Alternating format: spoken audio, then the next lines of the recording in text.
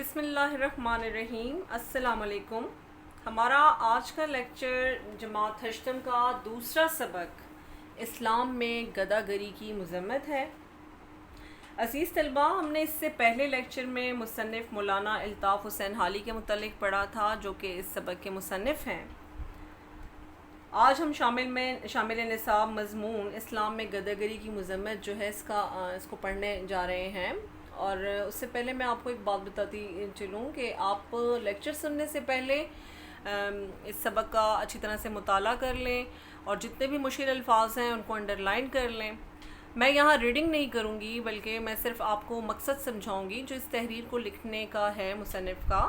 اور اس کے علاوہ جو ہے میں جتنے بھی مشکل الفاظ ہیں جو میرے پاس موجود ہیں وہ لیکچر کے آخر میں آپ کے ساتھ شیئر کروں گی۔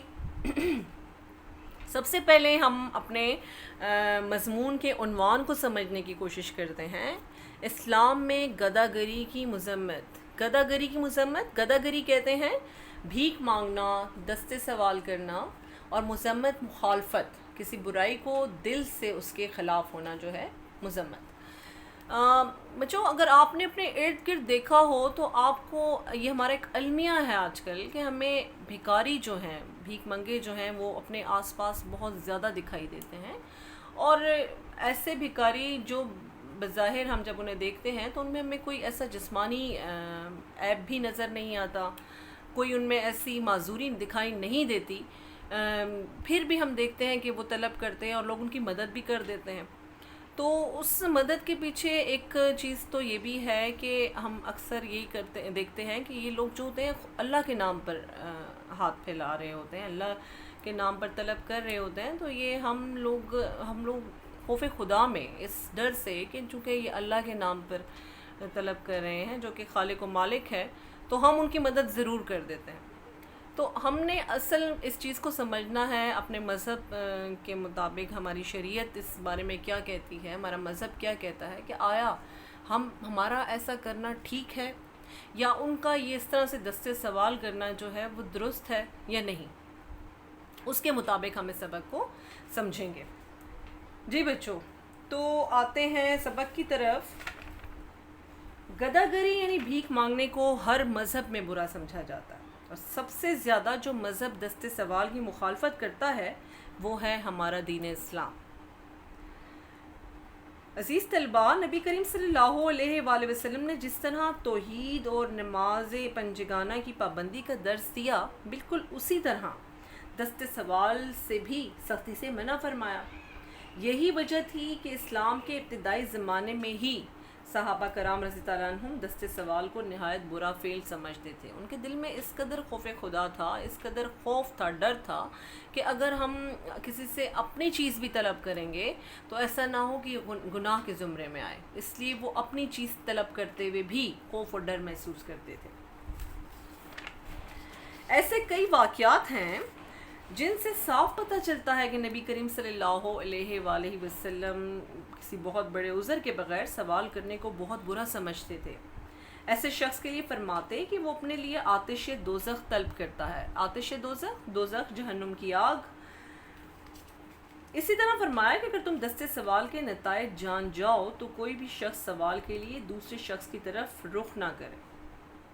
آپ صلی اللہ علیہ وآلہ وسلم نے یہ بھی فرمایا کہ جو شخص اللہ تعالیٰ کے نام پر سوال کرے وہ ملعون یا لعنتی ہے، ایسے شخص پر لعنت بھیجی گئی ہے۔ میں نے بھی آپ کو سٹارٹ میں لیکچر میں کہا کہ یہ لوگ وہ اللہ کے نام پر ہی مانگ رہے ہوتے ہیں، اور چونکہ ہمارے ذہن میں یہ بات آتی ہے کہ یہ خالق کائنات کے نام پر مانگ رہے ہیں اور جو ساری دنیا کو عطا کرتا ہے، تو ہم کیوں نہ اس کی مدد کریں، تو ہم اس کی تھوڑی بہت مدد ضرور کر دیتے ہیں۔ تو یہ اگر اس حدیث سے تو یہ ثابت ہوا کہ ہمارا یہ فعل درست نہیں ہے۔ اگر وہ شخص کسی معذوری اس میں ہمیں دکھائی نہیں دے رہی اور ہمیں نہیں لگ رہا، ہمارا دل نہیں مان رہا کہ یہ شخص جو ہے اس قدر مجبور ہے، تو ہمیں اس کی مدد بالکل نہیں کرنی چاہیے۔ کیوں کہ ایسے شخص کو لعنتی کہا گیا ہے جو بغیر کسی بڑی مجبوری کے اللہ کے نام پر مانگتا ہے۔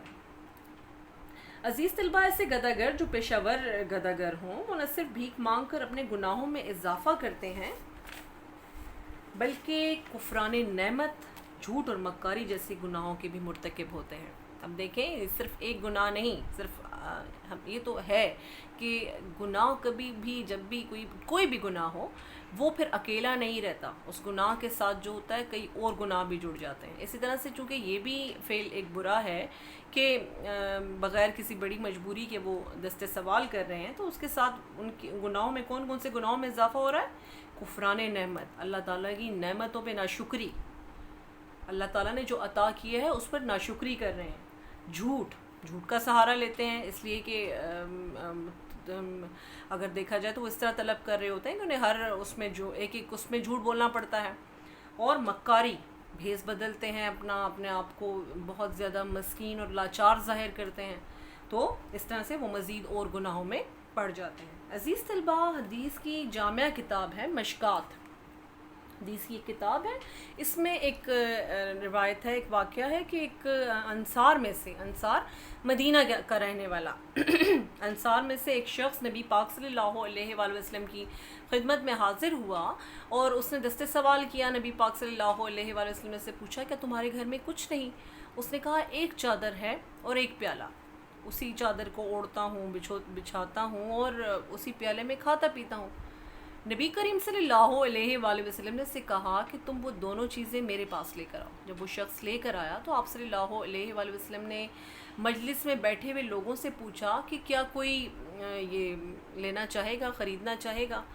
ایک شخص نے کہا میں 1 درہم دوں گا۔ نبی پاک صلی اللہ علیہ وآلہ وسلم نے اپنا سوال 2-3 مرتبہ دہرایا تو ایک صحابی نے 2 درہم دینے کا کہا۔ نبی پاک صلی اللہ علیہ وآلہ وسلم نے وہ دونوں چیزیں سے 2 درہم میں دے دیں اور اس شخص سے کہا کہ اب 1 درہم کا تو کھانا اپنے گھر لے کے جاؤ اور 1 درہم سے ایک کلہاڑی خرید کر میرے پاس لاؤ۔ جب وہ شخص لے کر آیا تو حضور پاک صلی اللہ علیہ وآلہ وسلم نے اپنے ہاتھوں سے اس میں ایک لکڑی کا دستہ لگایا اور اس شخص سے کہا کہ اب جاؤ اور جا کے لکڑیاں کاٹو اور کئی دن تک مجھے دکھائی نہ دینا۔ ایسا ہی ہوا، وہ شخص چلا گیا، کئی دن تک محنت کرتا رہا۔ جب واپس آیا تو اس کے پاس ایک معقول رقم جمع ہو چکی تھی جس سے اس نے تجارت شروع کی۔ تو دیکھیں اس روایت سے یہ ظاہر ہوتا ہے کہ نبی پاک صلی اللہ علیہ وآلہ وسلم بھیک مانگنے کی بجائے ان کو برا سمجھتے ہیں اور اپنے ہاتھ سے کام کرنے والوں کو پسند فرماتے تھے۔ آپ صلی اللہ علیہ وسلم نے فرمایا سوال کرنا صرف اس شخص کے لیے حلال ہے، سوال کرنا صرف اس شخص کے لیے حلال ہے جو سخت تنگ دست ہو، معذور ہو، یا جس کے ذمے بھاری تاوان ہو، یا جس کی گردن پر خون بہا ہو۔ ایسا شخص جو ہے وہ طلب کر سکتا ہے، سوال کر سکتا ہے، دوسروں کے آگے ہاتھ پھیلا سکتا ہے، اس کے علاوہ کوئی شخص جو ہے وہ ہاتھ نہیں پھیلا سکتا۔ اس حدیث سے صاف معلوم ہوتا ہے کہ جہاں تک ممکن ہو سوال کرنے سے روکا جائے، بجائے اس کے کہ گداگر کو بھیک دی جائے۔ اس کا بہترین طریقہ یہ ہے کہ اگر کوئی شخص استطاعت رکھتا ہو تو ویسے گداگر کو محنت پر قائل کر کے اس کی کچھ مالی مدد کرے اور اسے کچھ چھوٹا موٹا کام کرنے کی ترغیب دے۔ اسی طرح سے نہ صرف اس شخص کو گناہوں سے بچا سکتا ہے بلکہ اپنی بھی نیکیوں میں اضافہ کر سکتا ہے۔ عزیز طلباء، نبی کریم صلی اللہ علیہ وآلہ وسلم کے اس دنیا سے رحلت کر جانے کے بعد عرصہ دراز تک اسلامی ممالک میں سوال کرنے کو نہایت برا سمجھا جاتا تھا۔ اسی طرح سے ایک روایت ہے کہ حضرت عمر رضی اللہ عنہ نے ایک بھکاری کی آواز سنی جو کہ دست سوال کر رہا تھا، تو حضرت عمر رضی اللہ عنہ نے حکم دیا کہ اسے پیٹ بھر کر کھانا کھلایا جائے۔ جب اسے کھانا کھلا دیا گیا اور تھوڑی دیر بعد اس شخص نے دوبارہ سے جو ہے صدائیں لگانا شروع کر دی۔ حضرت عمر رضی اللہ عنہ اس کے پاس گئے اور دیکھا کہ اس کی جھولی جو ہے وہ روٹیوں سے بھری ہوئی تھی۔ حضرت عمر رضی اللہ عنہ اس کو ایک اونٹ کے سامنے لے کے اور اس کی ساری جھولی جو ہے وہاں پہ جھاڑ دی اونٹ کے سامنے اور اسے فرمایا کہ تو سائل نہیں تاجر ہے۔ حضرت عمر رضی اللہ عنہ نے اسے تاجر اس لیے کہا کہ اگر وہ شخص واقعی میں ضرورت مند ہوتا اور اللہ تعالیٰ کی ذات پر توکل کرنے والا ہوتا تو وہ کبھی بھی اپنی ضرورت پوری ہونے کے بعد صدائیں نہ لگاتا۔ اس لیے حضرت عمر رضی اللہ عنہ نے اسے تاجر کہا کہ اس نے اس کو کاروبار بنایا ہوا تھا، اسے اللہ تعالیٰ کی ذات پر بھروسہ یا یقین نہیں تھا۔ عزیز طلبہ، بحیثیت مسلمان ہر ایک کا یہ فرض ہے کہ ہم اس فعل کو برا سمجھیں اور دوسروں کو بھی اس فعل بد سے روکیں۔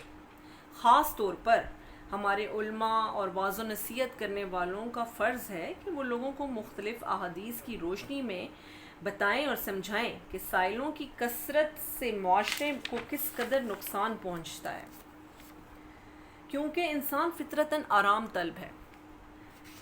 جب اسے بغیر محنت کے پیسہ ملتا ہے تو پھر وہ محنت کے کاموں سے جی چراتا ہے، اور اس طرح ملک میں بے روزگار کام چور لوگوں کا اضافہ ہوتا ہے۔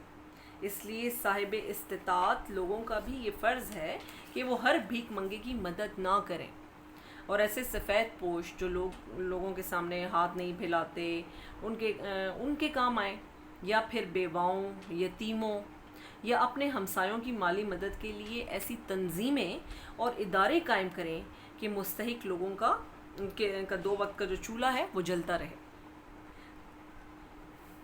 جی طلباء، تو یہ اس سبق کا مقصد تھا کہ مطلب گداگروں کی ہمیں ایسے نہیں کہ ہم نے کسی بھی گداگر کو دیکھا اور اس نے صدا لگائی کہ جی مجھے اللہ کے نام پر میری مدد کرو، اور ہم نے فوراً سے اس کی مدد کر دی، ایسا نہیں، بلکہ اگر ہمیں لگے کہ یہ شخص مستحق نہیں ہے تو ہمیں اس کی مدد نہیں کرنی چاہیے، اور ہمیں اس لیے کہ اس طرح سے ہم بجائے یہ کہ انفرادی طور پر وہ شخص اپنے آپ کو نقصان پہنچ رہا ہوتا ہے، بلکہ اجتماعی طور پر وہ معاشرے کی ساکھ کو بھی نقصان پہنچتا ہے۔ معاشرے میں بھی ایسے لوگوں کا اضافہ ہوتا ہے جو سست اور کاہل ہوتے ہیں، پھر بے روزگار لوگوں کا اضافہ ہوتا ہے، اور ملک جو ہے اس کی ترقی کی بھاگ دوڑ جو ہے وہ رک جاتی ہے۔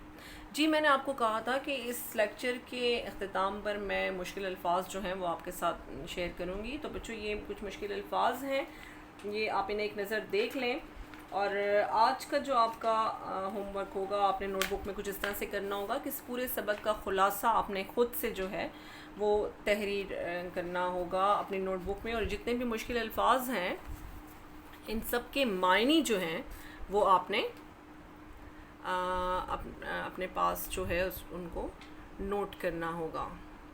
یہ دیکھ لیں۔